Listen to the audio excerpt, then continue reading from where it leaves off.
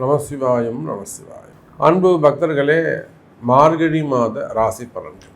பொதுவாக இந்த பிரபஞ்சம் அன்னை வாராகியின் வசமானது. அடியனுடைய உபாசனை தேவதை, என்னுடைய உபாசனை தேவதை அன்னை வாராகி அம்பாளுடைய அனுகிரகத்தோடு இந்த மார்கழி மாத ராசி பலனை தொடங்குகின்றேன்.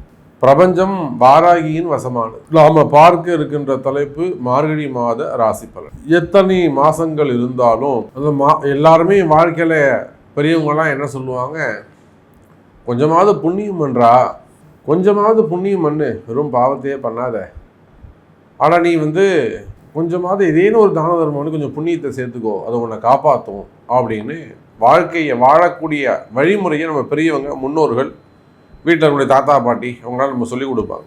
அப்போ சாதாரண மனித வாழ்க்கைக்கே ஒரு புண்ணியம் செய்ய வேண்டும் என்று சொன்னால், அதே போல் இது எல்லா இடத்திலும் இருக்குது.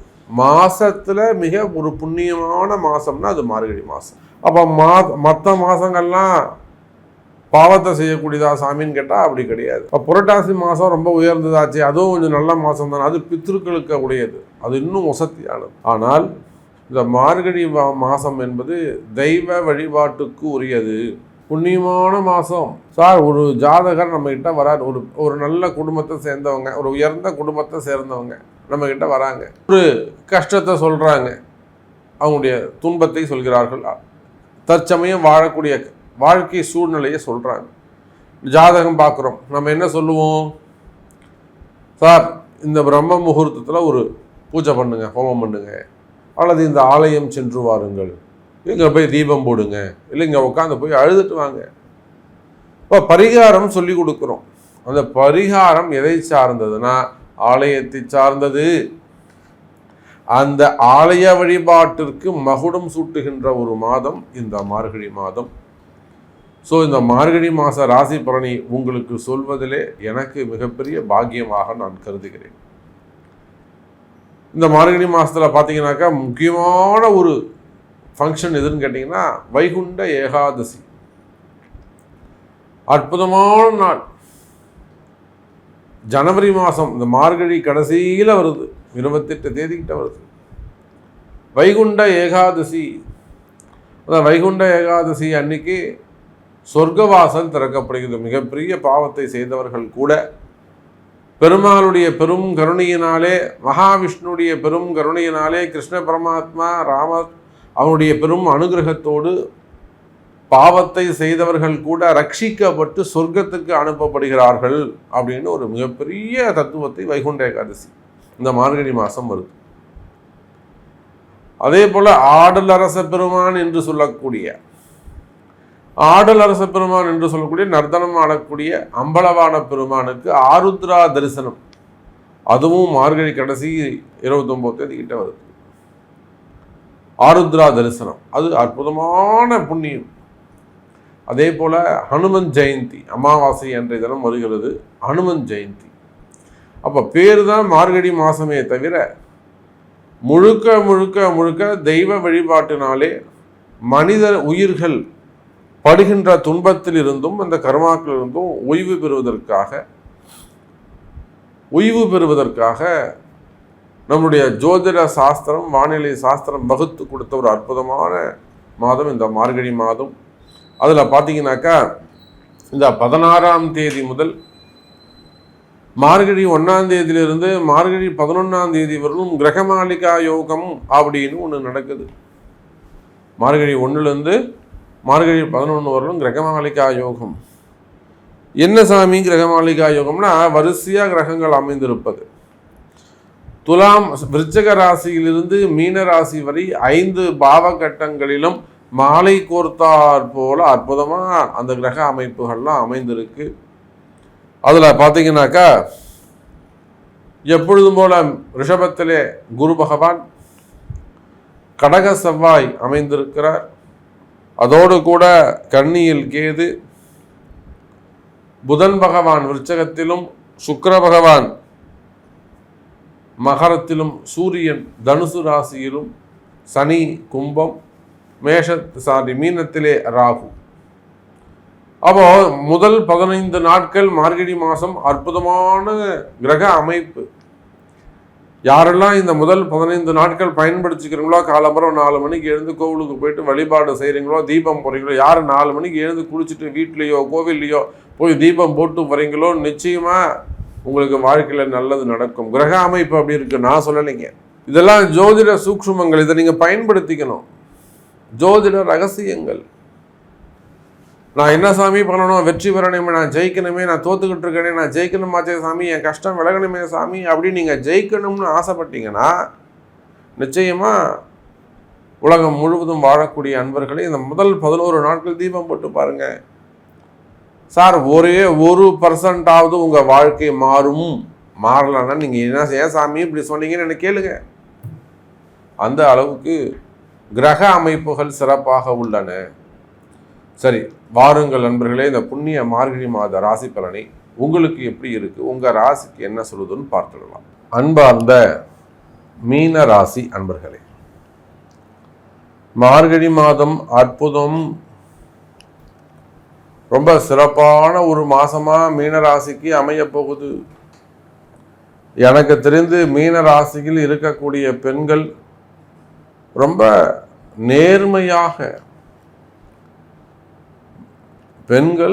நேர்மையான முறையில் நடந்துக்கிறாங்க. நிறைய சிக்கல்கள் சொல்கிறாங்க. அவங்க வாழ்க்கையில் இருக்கக்கூடிய கணவன் இடத்துல வரக்கூடிய கஷ்டங்கள், குடும்பத்தில் வரக்கூடிய கஷ்டங்கள், இன்னும் சொல்லப்போனால் கணவனை இழந்த ஒரு இளம் வயசில் அன்றைக்கெல்லாம் ஒரு அம்மா மீனராசி சிறு வயசு, ஒரு 38-40 வயசு தான் இருக்கும், குழந்தைகள் இல்லை, அல்லது குழந்தைகள் இல்லை, ஆமாம், கணவனை இழந்துட்டாங்க, ஒரு வழி கேட்டு வராங்க. அடுத்து என்ன சாமி நான் செய்யறது, எப்படி பண்ணுறது, எங்கே போனாலும் பிரச்சனையாக இருக்குது, நம்ம எப்படி பண்ணலாம், இது எப்படி இழந்ததுன்னு நமக்கு தெரியல, ஒரு நல்ல வழிகாட்டுங்க சாமி. அதே போல் கஷ்டப்படக்கூடிய பெண்களுக்கு, குறிப்பாக மீனராசி என்பவர்களுக்கு, பெண்களுக்கு சிறப்பான எதிர்காலம் அமையும். கவலை வேண்டாம் மீன ராசி அன்பர்களே. அதுவே ஆணாக இருக்கிறாங்க, சில பல தவறுகளை செய்து விடுகிறார்கள். குறிப்பாக இந்த உத்திரட்டாதி மீனும் இந்த பூரட்டாதி மீனும் சும்மா இருக்கிறதே கிடையாது. நான் அடிச்சு சொல்லுவேங்க, அனுபவத்தில் சொல்றேங்க. ஆண்களாக இருப்பார்களே ஆனால் அவங்க பாவத்தை சுமந்து கொள்ளுகிறார்கள். தப்ப தெரிஞ்சே வேணும்னே பண்றது, தவறுகளை, இது தர்மம் கிடையாது, இது அதர்மம்னு தெரிஞ்சே கூட அந்த தவறுகளை செய்வது, இதெல்லாம் கால நேரம் அங்க இருக்கக்கூடிய ராகு அவங்களை அந்த அளவுக்கு தப்பு செய்ய வைக்க, இதை புரிஞ்சுக்கணும். இதனால் நமக்கு பின்னாடி ஒரு பெரிய பாவம் மூட்டை இருக்கு, இதுக்கு நம்ம பதில் சொல்லி ஆகணும்னு அவங்க சிந்திக்கிறது இல்லை. பெண்கள் சிந்திக்கிறாங்க, தப்பிச்சுக்கிறாங்க. அப்ப மீனராசி அன்பர்களே, இந்த மார்கழி மாசத்தை பொறுத்தவரையில் பெண்களுக்கு, குறிப்பாக குடும்ப பெண்களுக்கு, அல்லது வேலைக்கு போகக்கூடிய பெண்களாக இருக்கலாம், பிஸ்னஸ் பண்ணக்கூடிய ஸ்மால் ஸ்கேல் இண்டஸ்ட்ரியாக இருக்கலாம், சின்ன சின்ன தொழில் செய்யக்கூடியவர்கள், பெண்களுக்கு சிறப்பாக உள்ளது. நீங்கள் குடும்ப பெண்களாக இருந்து வீட்டிலிருந்தே சின்ன சின்ன தொழில் செய்கிறவங்களா இருக்கலாம், படிக்கக்கூடிய மாணவ செல்வங்களாக இருக்கலாம், வயோதிக பருவத்தில் இருக்கக்கூடிய பெண்களாக இருக்கலாம். நிச்சயமா மீன ராசி என்பர்களே, இந்த மாதம் உங்களுக்கு அற்புதமான மாதம். ஆண்களாக இருப்பார்களே ஆனால் நீங்கள் செய்யக்கூடிய விஷயத்தை ஒரு முறைக்கு 2 முறை நியாய தர்மத்தை நினைத்து பாருங்கள். இந்த உத்திரட்டாதி நான் சொல்றது தான் நியாயம்னு சொல்லும், புரட்டாதி தனக்கு என் பாக்கெட்டுக்கு காசு வந்தா போறோம்னு இருக்கும், அடுத்தவங்க பாக்கெட் வந்துதான் நினைக்காது. அப்போ தொழில் அமைப்புகள்ல இதே நிலைதான், அங்கேயும் போட்டிகள் நிலவும், பதவி போட்டிகள் வரும். ஆனா நாம நியாயமா நடந்துக்கிறோமா என்பதை மீனராசி என்பவர்கள் சற்று, சாமி நீங்க சொல்லுங்க, இதை நம்ம முயற்சி எடுக்கலாமா வேணாமா, அப்ப என்ன பண்ணணும், ஒரு அட்வைஸ். சாமி இந்தாங்க ஜாதகம், இந்த இடத்துல கம்பெனியில் ஒரு ப்ரொமோஷன் வருது, ஒரு சிஇஓக்கு போஸ்டிங்க்கு வருது, நான் இந்த முயற்சி பண்ணலாமா வேணாமா, அங்கே காம்படிஷன் இருக்குது, ஏற்கனவே ஒரு லீடர் இருக்கார், அவரை நம்ம தள்ளி விட்டு மேலே போயிடலாமா, இல்லை அப்படியே இருக்கலாமா, இதை போல் ஒரு அட்வைஸ் பெற்றுக்கொள்வது சிறப்பு மீன ராசி அன்பர்களே. சரி, வருமானம் எப்படி சாமி இருக்கும், தொழில் அமைப்புகள் எப்படி சாமி இருக்கும், நாம் என்ன முடிவெடுக்கிறது? சாமி நான் இந்த மாதம் ஒரு நல்ல முடிவு எடுக்கணும்.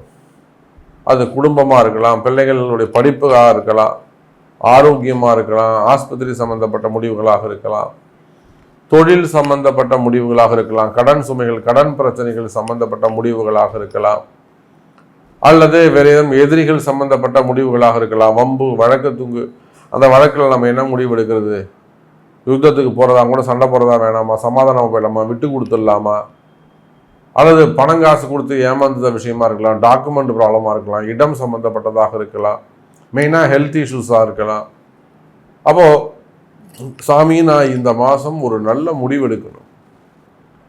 அந்த முடிவை நான் இந்த மாதிரி மனசுக்கு தோணுது, இதை நான் செய்யலாமா, இதனுடைய முடிவு கரெக்டா அப்படிங்கிறத உங்களுடைய பிறப்பு ஜாதகத்தை கொண்டு ஒரு முறை அட்வைஸ் பெற்றுக்கொள்வது சிறப்பு. மீன ராசி அன்பர்களே, அப்போ உத்தியோகம் சிறப்பாக இருக்குமா, நிலையான உத்தியோகமாக இருக்குமா அப்படின்னு கேட்டிங்கனாக்கா, உத்தியோகம் பற்றிய பயம் வேண்டாம் மீனராசி அன்பர்களே.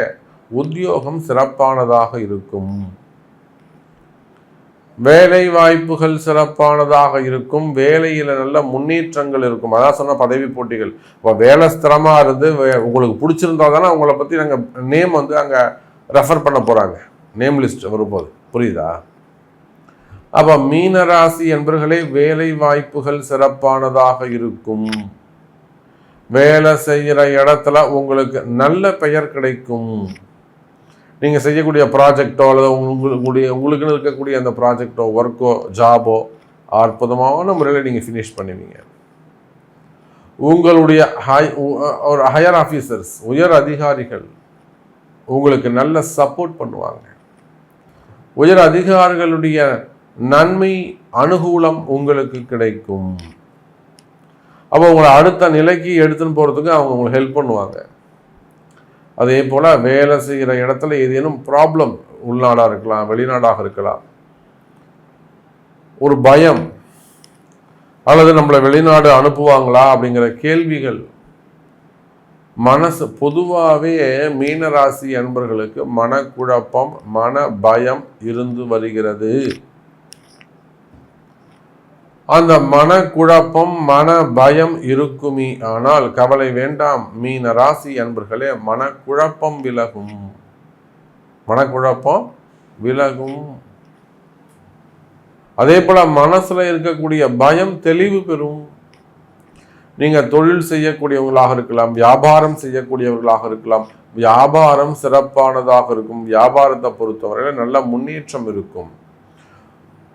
இப்போ நம்ம சமீபமாக ஒரு ஹோட்டல் இண்டஸ்ட்ரி வச்சுருக்கக்கூடியவங்க நம்ம அவங்கள சந்திக்கிறோம். சார் எப்படி சார் இருக்குது பிஸ்னஸ்? சாமி ரொம்ப டல்லாக இருக்குங்க சாமி, இந்த புரட்டாசி மாதத்துலேருந்து ரொம்ப டல்லாக இருக்குது. புரட்டாசி மாதம் கொஞ்சம் நல்லா இருந்தது, ஆயுத போச்சு, அது இது கொஞ்சம் நல்லா இருந்தது. இந்த தீபாவளி மாதம்லாம் ரொம்ப மோசம் சாமி, ஒன்றும் கையை கடிக்குது. ஒரு நாளைக்கு ஒரு 2 லட்ச ரூபா 3 லட்ச ரூபா போகிற வியாபாரம் ₹1 கூட போக மாட்டேங்குது. அப்போ அது போல் நீங்கள் செய்யக்கூடிய எந்த தொழில், நான் உதாரணத்துக்காக சொல்கிறேன், இதை போல உலகம் முழுவதும் நீங்கள் எந்த தொழில் செய்பவராக இருந்தாலும் சரிதான், உங்கள் தொழிலில் வருமானம் அதிகரிக்கும், தொழிலில் நல்ல முன்னேற்றங்கள் இருக்கும். கவலை வேண்டாம் மீனராசி அன்பர்களே, வருமானம் அதிகரிக்க போகுது, தொழில் சிறப்பாக இருக்க போகுது. இன்னும் சொல்ல போனால் மீன ராசி அன்பர்களே, அற்புதமான யோகம். ராசிநாதன் 3வது வீட்டில் வக்ரகதி அடைஞ்சிருக்கிற காரணத்தினால் 2ஆம் பாவம் வலுப்பெறுகிறது. தனம், பணவரவு சிறப்பானதாக இருக்கும். கொடுத்த வாக்குறுதிகளை எல்லாம் காப்பாற்றக்கூடிய காலம் அமையும். இத்தனாம் தேதி உங்களுக்கு காசு கொடுத்துறங்க, இத்தனை மாசத்துல காசு கொடுத்துறங்க, இத்தனாம் தேதி ரிஜிஸ்ட்ரேஷன் வச்சுக்கலாங்க, இத்தனை நாள்ல உங்களுக்கு ப்ராஜெக்ட் முடிச்சு கொடுத்துறேன் சார். அப்ப எதெல்லாம் கமிட்மெண்ட்டோ, எங்கெல்லாம் நீங்க வாக்குறுதிகள் கொடுத்துருக்கிறீங்களோ அந்த வாக்குறுதிகளை எல்லாம் சொன்னதை சொன்னபடி நிறைவேற்றக்கூடிய அனுகூலமான காலம். பணவரவு, அதுக்கேற்ற மாதிரி பணவரவு, தனவரவு இருக்கும். குடும்பம் சிறப்பானதா இருக்கும். மெயினா குடும்பம் தான். எது நல்லா இருக்கோ இல்லையோ குடும்பம் நல்லா இருக்கணுங்க. வெளியில் கஷ்டப்படலாங்க சார், கஞ்சி கூட குடிக்கலாங்க, பட்னி கூட இருக்கலாங்க, குடும்பம் மகிழ்ச்சியாக இருக்கணும், ஒற்றுமையாக இருக்கணும். அப்போது குடும்பத்தில் இருக்கக்கூடிய பிரச்சனைகள், பிள்ளைகளோ பெற்றோர்களோ அல்லது கணவன் மனைவியோ ஏதோ ஒரு மனக்கசப்பு மன வருத்தம் இருக்குமே, ஆனால் அந்த மனக்கசப்பு மன வருத்தம் எல்லாம் விலகி மெயினாக குடும்பத்தில் மகிழ்ச்சி, குடும்பத்தில் நிம்மதி பிறக்கும் மீன ராசி அன்பர்களே. இது போல் நிறைய விஷயங்கள், நிறைய சப்ஜெக்ட் நம்ம பேசிக்கிட்டே போகலாம். பேச பேச இன்ட்ரெஸ்டாக இருக்கும். உங்களுக்கு என்ன நடக்கணும், உங்களுக்கு என்ன தேவை, எனக்கு இது நடக்கணும் சாமி, குடும்பத்தை பற்றி சொன்னீங்க, என் குடும்பத்தில் எப்படி இருக்குது, வேலையை பற்றி சொன்னீங்க சாமி, என் வேலை இப்படி இருக்குது, வருமானம் தொழில் பற்றி சொன்னீங்க சாமி, தொழில் எப்படி இருக்குது, எனக்கு ஆரோக்கியம் எப்படி இருக்குது, நீங்கள் சொன்னது எனக்கு ஒத்து போகுது சாமி, எனக்கு இது நடக்குமா, நான் எப்படி இருப்பேன் அப்படின்னு கேட்டிங்கனாக்கா அதுக்கு உங்களுடைய பிறப்பு ஜாதகத்தை கொண்டு தொடர்பு கொள்ளுங்கள் என்பதை தெரிவித்துக்கொண்டு மீண்டும் வேறொரு அற்புதமான பதிவில் உங்களை சந்திக்கிறேன். நன்றி. நமச்சிவாயம். ஜெய் வராகி. ஜெய் ஜெய் வராகி.